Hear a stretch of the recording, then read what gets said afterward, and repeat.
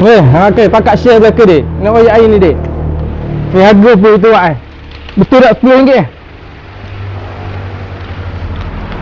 Ni belaka RM10. Belaka. Ni dia, ni dia.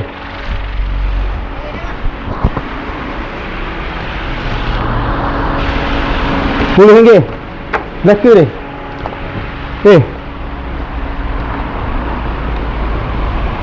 RM10. Belaka.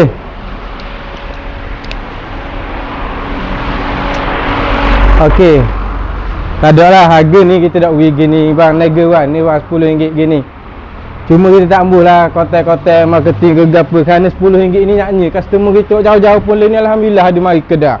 Daripada Dungun, daripada Kemamang, daripada Kelantan pun ada lah ni. Jadi kita tak teramuk nak buat konten gini. Mari-mari tak ada alasan ada habis. Ada habis tak ada bang.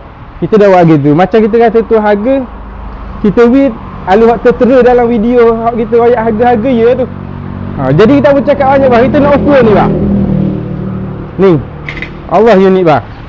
Diskon ni bang. Zaman Firdan beli bang. Tahu. Diskon klasik lah ni. Sudah great lah.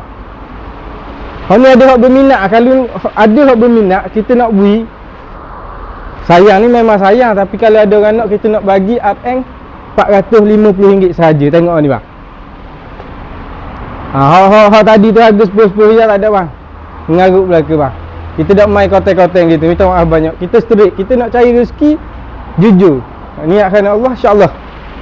Kita jalan. Ready, lacar ni.